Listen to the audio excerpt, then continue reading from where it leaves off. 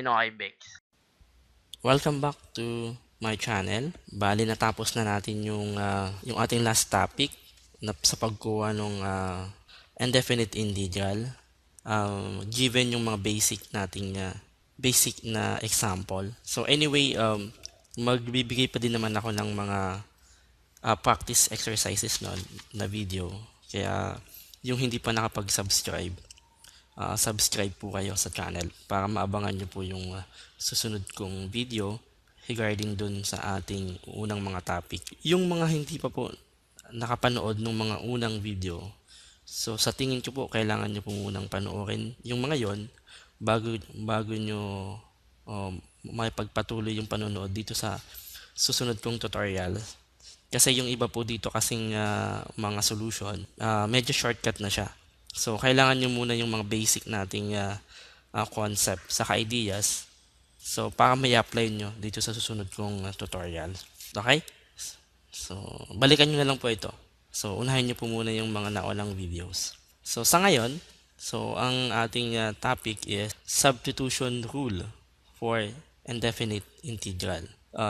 Yung ibang books, so ang kanilang title is U-SUBSTITUTION. So, kasi madalas po kasi yung ginagamit ay variable na u for this kind of finding the indefinite integrals for the particular function. So, ang general rule natin na para magamit natin yung ating U-SUBSTITUTION, dapat yung ating integrand o yung ating function of x, yun po yung nasa loob ng integral sign saka yung dx, yung differential x, ay binubuo ng original function saka yung derivative ng original function. Yung f of x ay binubuo ng g of x multiplied to the g prime x dx. Okay? So that kapag nasatisfy natin ang condition na yon, we can therefore use the substitution rule. Yung particular na integral ng functions na yon is equivalent therefore to the integral of f of u du, where the u is equivalent to the gx or yung ating original na function. Mas maintindihan natin ito kung mayroon tayong example, definitely. Ibibigay ko yung ating unang example. We need to evaluate the integral of this following example. So yung ating letter A, we need to find the integral of the quantity 1 minus 1 over w cosine the quantity w minus ln w dw. Okay? So, kailangan natin yung ating mahanap muna kung ano ba yung pwede nating maging u dun sa ating function. So, mostly, ang ating magiging u ay sa simula, so medyo mahirap lalo na kung first time mo talaga siyang tinake at first time mo din makita yung function na medyo nga may challenge sa paghanap ng u. Pero habang tumatagal, madali na lang yan. So, sa una siguro kung mga 10 second, siguro habang tumatagal, magiging 5 second na lang yan. So, yung iba 2 second na nga lang, lalaman na agad nila kung ano yung particular na gagamitin. Pero kung hindi pa talaga at nagsisimula pa lang, so may mga time na pwedeng magamit yung trial and error. So pag nakita nyo na medyo mali at hindi na kayo napupunta dun sa magandang solution at medyo kung nagiging komplikado na, so ulitin nyo na lang. So hanap ulit kayo ng panibagong u. For this example, so malalaman natin dito, so unahin natin yung ating sa tingin natin na medyo tama, yung nasa parentheses. So, w minus ln w. Kasi, so, una, pag dinerivative natin yung ating w minus ln w, so, supposedly dapat equal siya dun sa 1 minus 1 over w. Okay? So, the derivative of w is 1.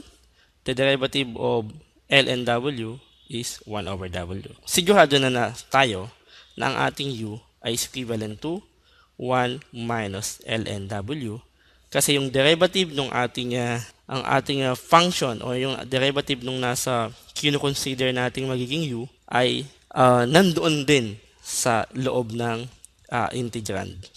Okay? So, simulan natin. So, since U is equivalent to 1, U is equivalent to W minus ln W, and the du, sinabi na natin kanina, 1 minus 1 over W. Okay? Then, for this, kunin natin yung W. So, W is equivalent to du over 1 minus 1 over W. Okay? So, kompleto na tayo. So, ito yung mga step by step muna. So, sa ngayon, hindi ko muna isi-shortcut. So, kasi unang example lang din naman. So, mamaya, dapat pakinggan yung sinasabi ko ngayon para mamaya mas maintindihan nyo. Kasi yung last part, hindi ko na ilalagay. Ina-assume ko na dapat alam nyo na kung paano ginawa. Ito muna, yung first step, U, W minus ln W, du, 1 minus 1 over W dW, and the dW is equivalent to d over U, 1 minus 1 over W. So next, write natin. Ulitin natin yung ating given. So ang mangyayari, yung ating given is equivalent to the integral of 1 minus 1 over W cosine U. So pinalitan na natin yung ating W minus ln W ng U. Okay, kaya nga tayo substitution. So, cosine U. Then, yung ating dW, pinalitan natin ng du over 1 minus 1 over W. Yun yung ating final na given. Nirewrite natin using the function of U. Mapapansin natin dito, yung 1 minus 1 over W, tapos itong du over 1 minus 1 over W, so pwede nating i-cancel. Okay? So, cancel natin yan. So, ang matitira dyan is cosine U du. Okay? Palagi nating tatandaan na hindi natin makukuha yung integral ng function kapag magkaiba sila ng variable. Okay? So, dapat ang final natin na nasa loob ng integrand o yung ating final integrand natin is isa lang yung variable. At iyon ay U. Okay? Now, since na-cancel na natin yung ating yung term nasa loob ng parentheses na mayroong W, so ang natira na lang natin dito is cosine U. Cosine U du. Okay? Cosine U pala. So, mukhang hindi ko na ilagay yung U. Okay? So, that is cosine U du. And, eto na, simple na. So, mapapansin natin, kung na-familiarize ka na o na-memorize mo na yung ating integration na formulas, so the integral ng cosine ay sine. Kaya ang sagot natin is sine U plus C. Okay, so may plus C. So, don't forget. Then, the final answer, so, since ang function mo ay U, ibabalik natin syempre dun sa original na variable. So, papalitan natin dun sa bandang huli yung U. So, ano ba yung U natin? Ang U natin, di ba, is equivalent to W minus ln W. So, therefore, ang final answer is equivalent to sine the quantity W minus ln W plus C. So, yan po ang ating number one question. So, kung hindi nyo po naintindihan, so, pwede nyo pong ulitin ulit yung video para po makasunod po kayo sa susunod na example. Yung ating sunod na example ay, so, the integral of 3 times 8y minus 1 e raised to 4y squared minus y dy. Okay? So, ayan. May struggle na naman tayo dito sa pagkuha ng U. So, anyway, so mapapansin nyo kung ano yung mas may mataas na exponent. So, yun yung possible. Ha? So, yun munang unang tingnan nyo agad. So, ano ba dito yung ating mayroong mas mataas yung exponent kaysa dun sa isa? Ayan, ito po yung nasa taas o yung exponent ng E, which is 4y squared minus y. So, ayan. Subukan natin yan. So, ang U natin is equivalent to 4y squared minus y. So, ang du is equivalent to 8y minus 1 dy. And the dy, so ito yung dy na ipapalit natin dun sa ating dy dun sa original na given. So, equivalent to du over 8y minus 1. Then, rewrite. So, 3 multiplied to 8y minus 1 e raised to the u. So, pinalitan na natin yung nasa exponent ng u. Then, yung dy, pinalitan natin ng du over 8y minus 1. So, pwede na natin cancel yung 8y minus 1. So ang matitira dun sa ating integrand is 3eu du. Ayan, simple na lang. Nako naman. Isang blink lang, masasagot na natin yan. Napakadali na. So, the integral is equivalent to 3e eu. Diba? The integral ng eu du is the eu. Okay? So, ano ba yung u natin? Ang u natin is equivalent to 4y squared minus y. So, yan. Sinubstitute ko na kaagad. Tulad na ng sabi ko po. So, kailangan nyo po munang maintindihan yung mga una kong example sa video. So, kasi yung mga susunod medyo shortcut na. So, again, 3e u, ang u natin is 4y squared minus y, then plus c. So, that is the final answer.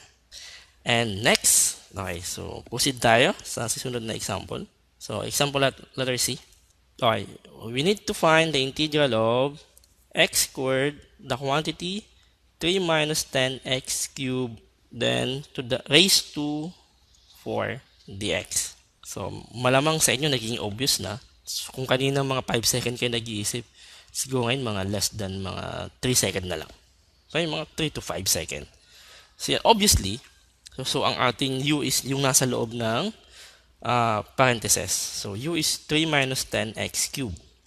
And the du is equivalent to derivative ng 3 is 0. So, derivative ng any constant is 0.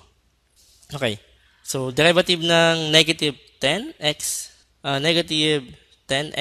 cubed is equivalent to, ayan, 3 times 10. So, negative 30x squared dx. The dx so equivalent to du over negative 30x squared. Hindi ko na nailagay. So, I suppose kasi na alam nyo na paano kunin yung dx. Okay? So, i-write na agad natin. So, meron tayong x squared. Then, yung u, then raised to 4. Then, yung dx, pinalitan natin ng du over negative 30x squared. Then, cancel natin yung x squared. So, ang matitira, so, ilabas na natin yung constant. So, is one of the property ng ating pagkuha ng integral, pwede mong ilabas yung ating constant. Okay? So, 1 over negative 30, then the integral of u to the 4th du. So, ayan. Malinaw na. So, malinaw pa sa sikat ng araw. Kayang-kaya natin itong gawin. So, negative 1 over 30, then the integral of u to the 4th, so 4 plus 1, so 5, u to the 5th over 5 plus t. Then, the final answer, so negative, so the quantity, yung u natin is 3 minus 10x cubed, then the quantity raised to 5 over 30 times 5, so 150, then plus c. So, ayan yung ating final answer for example letter C. Okay? So, mayroon pa yata akong isang example dito bago matapos yung episode na to. So, ayan. Okay. Yung last na example ko for this episode. So, the integral of x over the square root of 1 minus 4x squared dx. So, ano pa yung ating makikita dito? So, kanina, di ba, yung unang mga example, possible yung u natin is nasa parentheses. Tapos, kung alin yung mas mataas na exponent. So, yun yung possible. Dito naman is, makikita nyo na meron tayo nakalagay sa radical sign or the root sign. So, malaki yung chance na this is the u. So, itry natin yung ating u na equivalent to 1 minus 4x squared. And the derivative of u is, derivative of 1 is 0, and the derivative of 4x squared is negative 8x dx. And again, hindi ko na pinakita yung pagkuha ng dx. So, madali lang naman. So, dx equivalent to du over negative 8x. So, then, dito, sulat na natin. Rewrite ulit. So, the x over u raised to 1 half. So, ang ating square root is just equal to the exponent 1 half. Then, multiplied to yung dx natin is equivalent to du over negative 8x. Then, again, rewrite. Mas simple. So, simplify natin. Tulad ng example kanina, so pwede natin ilabas yung ating constant. So, negative 1/8 over, negative 1/8, then the integral of u raised to negative 1 half du. Ayan. So, kapag gusto natin itaas yung ating exponent, kung gusto natin ilagay sa numerator yung ating variable na may exponent, so papalitan lang natin yung exponent ng negative sign. So, kaya yung u raised to 1 half na sa denominator, pag nilagay natin sa numerator, magiging negative yung kanyang exponent. Okay? So, u raised to negative 1 half du. O, ayan. Simple. So, napakadali na. U raised to 1 half. So, negative 1 half plus 1. So, 1 half over 1 half. So, negative 1/8 times 2 u raised to 1 half plus c. And simplify. Negative 1/4. So, 2 over 8. So, 1/4. 1 minus 4x squared raised to 1 half. Kung gusto po pong ilagay sa radical sign, so pwede rin naman. So, negative 1/4 square root of 1 minus 4x squared plus c.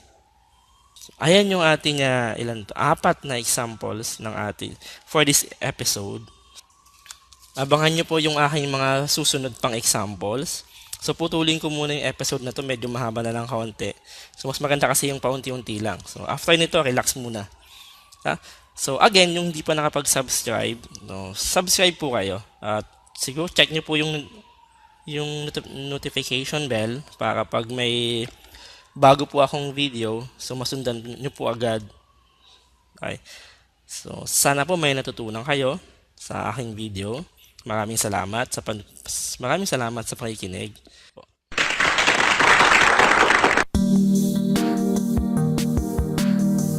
PinoyBIX.